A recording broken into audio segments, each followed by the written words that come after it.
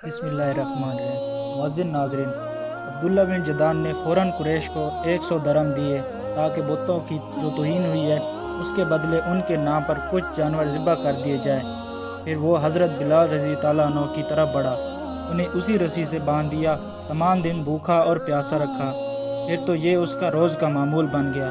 جب دوپہر کے وقت سورج آگ پر برسنے لگا تو انہیں گھر سے نکال کر تپتی ہوئی ریت پر لٹا دیا۔ اس وقت ریت اس قدر گرم ہوئی تھی اس پر اگر گوشت کا ٹکڑا بھی رکھ دیا جائے تو وہ بھی بھن جاتا تھا۔ وہ اسی پر بس نہیں کرتا تھا، ایک وزنی پتھر منگواتا اور اس کے سینے پر رکھ دیتا تاکہ وہ اپنی جگہ سے ہل نہ سکے۔ پھر وہ بابخت ان سے کہتا، اب یا تو محمد کی رسالت اور پیغمبری سے انکار کر اور لات و عزی کی عبادت کر، ورنہ میں تجھے یہاں اسی طرح لٹائے رکھوں گا۔ حضرت بلال رضی تعالیٰ عنہ اس کی بات کے جواب میں فرماتے ہیں، احد احد، یعنی اللہ تعالیٰ ایک ہے، اس کا کوئی شریک نہیں ہے۔ جب حضرت بلال رضی تعالیٰ عنہ کسی طرح اسلام سے نہ ہٹے، تانگ آ کر عبداللہ بن جدعان نے انہیں امیہ بن خلف کے حوالے کر دیا۔ اب یہ شخص ان پر اس سے بھی زیادہ ظلم و ستم ڈھانے لگا۔ ایک روز انہیں اسی قسم کی خوفناک سزائیں دی جا رہی تھی کہ حضور صلی اللہ علیہ وسلم اس طرف سے گزرے تو حضرت بلال رضی تعالیٰ عنہ شدت و تکلیف کی حالت میں احد احد پکار رہے تھے۔ آپ نے انہیں اس حالت میں دیکھ کر فرمایا، بلال، تمہیں یہ احد احد ہی نجات دلائے گا۔ پھر ایک روز حضرت ابو بکر رضی تعالیٰ عنہ اس طرف سے گزرے۔ امیہ بن خلف نے انہیں گرم ریت پر لیٹا رکھا تھا، سینے پر ایک بھاری پتھر رکھا ہوا تھا۔ انہوں نے یہ دردناک منظر دیکھ کر امیہ بن خلف سے کہا، کیا اس مسکین کے بارے میں تمہیں اللہ کا خوف نہیں آتا؟ آخر کب تک اسے عذاب دیے جاؤ گے؟ امیہ بن خلف نے جل کر کہا، تم ہی نے اسے خراب کیا ہے، اس لیے تم اسے نجات کیوں نہیں دلاتے؟ اس کی بات سن کر حضرت ابو بکر رضی تعالیٰ عنہ بولے، میرے پاس ایک حبشی غلام ہے، وہ اس سے زیادہ طاقتور ہے اور تمہارے ہی دین پر ہے، میں ان کے بدلے میں تمہیں وہ دے سکتا ہوں۔ یہ سن کر امیہ بولا، مجھے یہ سودا منظور ہے۔ یہ سنتے ہی ابو بکر رضی تعالیٰ عنہ نے اپنا حبشی غلام اس کے حوالے کر دیا۔ اس کے بدلے میں حضرت بلال رضی تعالیٰ عنہ کو لے آئے اور آزاد کر دیا۔ سبحان اللہ، کیا خوب سودا ہوا۔ یہاں یہ بات جان لینی چاہیے کہ حضرت ابو بکر رضی تعالیٰ عنہ کا حبشی غلام دنیا کے لحاظ سے بہت قیمتی تھا۔ یہ بھی کہا جاتا ہے کہ امیہ بن خلف نے غلام کے ساتھ 10 اوقیہ سونا بھی طلب کیا تھا اور حضرت ابو بکر رضی تعالیٰ عنہ نے اس کا یہ مطالبہ بھی مان لیا تھا۔ چنانچہ آپ نے اسے ایک یمینی چادر اور کچھ سونا دیا تھا۔ ساتھ ہی آپ نے امیہ بن خلف سے فرمایا، اگر تم مجھ سے سواقیہ سونا بھی طلب کرتے تو بھی میں تمہیں دے دیتا۔ حضرت بلال رضی تعالیٰ عنہ کے علاوہ حضرت ابو بکر رضی تعالیٰ عنہ اور بھی بہت سے مسلمانوں کو خرید کر آزاد فرمایا تھا۔ یہ وہ غلام تھے جنہیں اللہ کا نام لینے کی وجہ سے ظلم کا نشانہ بنایا جا رہا تھا۔ یہ وہ مسلمان غلام تھے جنہیں اللہ کا نام لینے کی وجہ سے ظلم کا نشانہ بنایا جا رہا تھا۔ ان میں ایک حضرت بلال رضی تعالیٰ عنہ کی والدہ امامہ رضی تعالیٰ عنہ تھی، ایک عامر بن فہریہ رضی تعالیٰ عنہ تھے۔ انہیں اللہ کا نام لینے پر بڑے بڑے سخت عذاب دیے جاتے۔ یہ قبیلہ بنی تیم کے ایک شخص کے غلام تھے، وہ حضرت ابو بکر رضی تعالیٰ عنہ کا رشتہ دار تھا۔ آپ نے اپنے رشتہ دار سے خرید کر انہیں بھی آزاد فرمایا۔ ایک صحابہ ابو فقیہ رضی تعالیٰ عنہ تھے، یہ صفوان بن امیہ رضی تعالیٰ عنہ کے غلام تھے۔ یہ حضرت بلال رضی تعالیٰ عنہ کے ساتھ ہی مسلمان ہوئے تھے۔ صفوان بن امیہ رضی تعالیٰ عنہ بھی ابتدا میں مسلمان کے سخت مخالف تھے، وہ فتح مکہ کے بعد اسلام لائے تھے۔ ایک روز انہوں نے حضرت ابو فقیہ رضی تعالیٰ عنہ کو گرم ریت پر لیٹا رکھا تھا، ایسے میں حضرت ابو بکر رضی تعالیٰ عنہ اس طرف سے گزرے۔ اس وقت صفوان بن امیہ رضی تعالیٰ عنہ یہ الفاظ کہہ رہے تھے، اسے ابھی اور عذاب دو، یہاں تک کہ محمد یہاں آ کر اپنے جادو سے اسے نجات دلائے۔ حضرت ابو بکر رضی تعالیٰ عنہ نے اسی وقت صفوان بن امیہ رضی تعالیٰ عنہ سے اسے خرید کر آزاد کر دیا۔ اسی طرح زنیرہ رضی تعالیٰ عنہا ایک عورت کو مسلمان ہونے کی بنیاد پر اس قدر خوفناک سزائیں دی گئی کہ وہ بیچاری اندھی ہو گئی۔ ایک روز ابو جہل نے ان سے کہا، جو کچھ تم پر بیت رہی ہے یہ سب لایا تو عزی کر رہے ہیں۔ یہ سنتے ہی زنیرہ رضی تعالیٰ عنہ نے کہا، ہرگز نہیں، اللہ کی قسم، لایا تو عزی نہ کوئی نفع پہنچا سکتے ہیں اور نہ کوئی نقصان۔ یہ جو کچھ ہو رہا ہے آسمان والے کی مرضی سے ہو رہا ہے۔ میرے پروردگار کو یہ بھی قدر ہے کہ مجھ سے میری آنکھوں کی روشنی لٹا دے۔ دوسرے دن وہ صبح اٹھتی تو ان کی آنکھوں کی روشنی اللہ تعالیٰ نے لٹا دی تھی۔ اس بات کا جب کافروں کو پتہ چلا تو وہ بول اٹھے، یہ محمد کی جادوگری ہے۔ حضرت ابو بکر رضی اللہ عنہ نے انہیں بھی خرید کر آزاد کر دیا۔ آپ نے زنیرہ رضی اللہ عنہ کی بیٹی کو بھی خرید کر آزاد کیا۔ اسی طرح نہیدہ نام کی ایک بندی تھی، اس کی ایک بیٹی بھی تھی، دونوں ولید بن مغیرہ کی بندیاں تھیں، انہیں بھی حضرت ابو بکر رضی اللہ عنہ نے آزاد کر دیا۔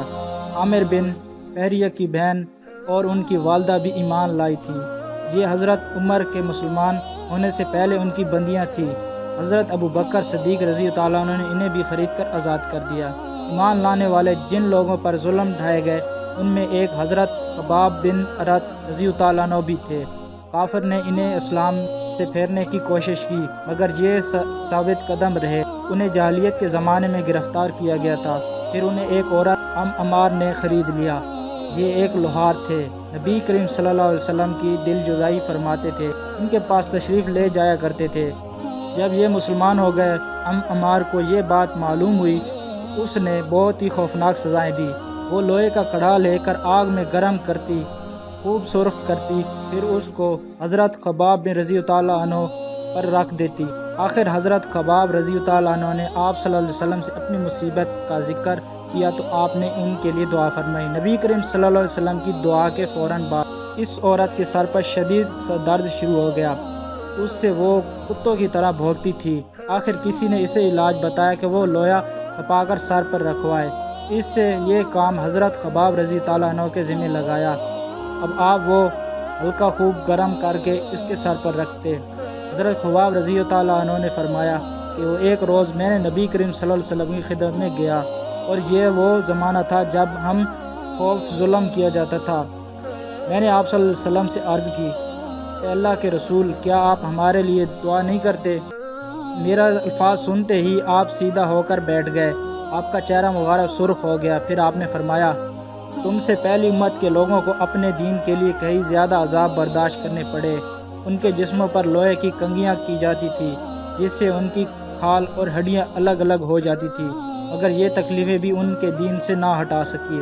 ان کے سروں پر آرے چلا کر ان کے جسم دو کر دیے جاتے، مگر وہ اپنا دین چھوڑنے پر بھی ان کے سروں پر آرے چلا کر ان کے جسم دو کر دیے، مگر وہ اپنا دین چھوڑنے پر تیار پھر بھی نہ ہوئے۔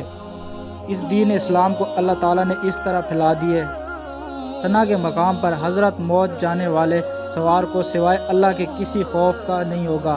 اس دین اسلام کو اللہ تعالیٰ اس طرح پھیلانے، ثنا کے مقام سے حضرت موت جانے والے سوار کو سوائے اللہ کے کسی کا خوف نہیں ہوگا، یہاں تک کہ چروائے کو اپنی بکریاں کے متعلق بھیڑیوں کا ڈر نہیں ہوگا۔ حضرت خباب میں رضی اللہ عنہ فرماتے ہیں، ایک دن میرے لیے آگ دہائی گئی، پھر وہ آگ میری کمر پر رکھ دی گئی اور پھر اس کو اس وقت تک نہیں ہٹایا گیا جب تک کہ وہ لوگ آگ میری کمر کی چربی سے بجھ نہ جائے۔ ایسے لوگوں میں حضرت عمار بن یاسر رضی اللہ عنہ بھی تھے۔ حضرت عمار بن یاسر رضی اللہ عنہ کو ان کے دین سے پھیرنے کے لیے شرکوں نے طرح طرح کے ظلم کیے، آگ سے جلا جلا کر عذاب دیے، مگر وہ دین پر قائم رہے۔ علامہ ابن جوزی رحمۃ اللہ علیہ لکھتے ہیں، ایک مرتبہ آخر حضرت صلی اللہ علیہ وسلم اس طرح تشریف لے جا رہے تھے، اس وقت حضرت عمار رضی اللہ کو آگ سے جلا جلا کر تکلیفیں پہنچائی جا رہی تھی۔ ان کی کمر پر جلنے کی وجہ سے کوڑ جیسے سفید داغ پڑ گئے تھے۔ آخر حضرت صلی اللہ علیہ وسلم نے ان کے سر پر ہاتھ پھیرا اور فرمایا، اے آگ، ٹھنڈی اور سلامتی والی بن جا، جیسا کہ تو ابراہیم علیہ السلام کے لیے ہو گئی تھی۔ اس دعا کے بعد انہیں آگ کی تکلیف محسوس نہیں ہوئی تھی۔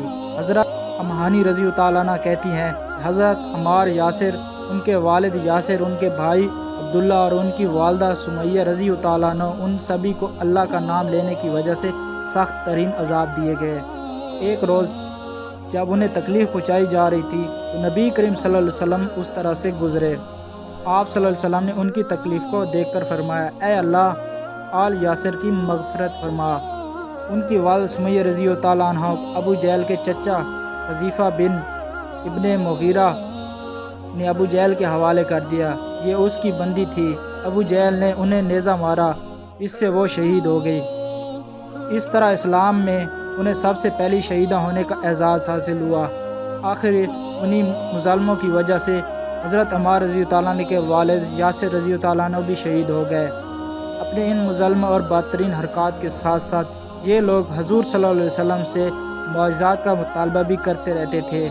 ایک روز ابو جہل دوسرے سرداروں کے ساتھ حضرت محمد صلی اللہ علیہ وسلم کے پاس آیا اور بولا، اے محمد، اگر تو سچے ہو تو ہمیں چاند کے 2 ٹکڑے کر کے دکھاؤ، وہ بھی اس طرح کہ ایک ٹکڑا ابو قبیس پہاڑ پر نظر آئے اور دوسرا کیکان پہاڑ پر نظر آئے۔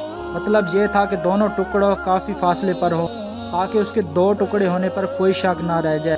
اس روز مہینے کی 14ویں تاریخ تھی، چاند پورا تھا۔ آپ صلی اللہ علیہ وسلم نے ان کی یہ عجیب فرمائش سن کر فرمایا، اگر میں ایسا کر دکھاؤں تو کیا ایمان لے آؤ گے؟ انہوں نے ایک زبان ہو کر کہا، ہاں بالکل، ہم ایمان لے آئیں گے۔ آپ صلی اللہ علیہ وسلم نے اللہ تعالیٰ سے دعا فرمائی کہ آپ کے ساتھ آپ کے ہاتھ سے ایسا ہو جائے۔ چنانچہ چاند فوراً 2 ٹکڑے ہو گیا۔ اس کا ایک حصہ ابو قبیس کے پہاڑ کے اوپر نظر آیا، دوسرا کیکان کے پہاڑ پر۔ اس وقت نبی کریم صلی اللہ علیہ وسلم نے ارشاد فرمایا، لو آپ گواہی دو۔ ان کے دلوں پر توکل پڑنے تھے، کہنے لگے، محمد نے ہم لوگوں کی آنکھوں پر جادو کر دیا ہے۔ کچھ نے کہا، محمد نے چاند پر جادو کر دیا ہے، مگر ان کے جادو کا اثر ساری دنیا کے لوگوں پر نہیں ہو سکتا۔ مطلب یہ تھا کہ ہر جگہ کے لوگ چاند کو 2 ٹکڑے نہیں دیکھ رہے ہوں گے۔ اب انہوں نے کہا، ہم دوسرے شہروں سے آنے والوں سے یہ بات پوچھیں گے۔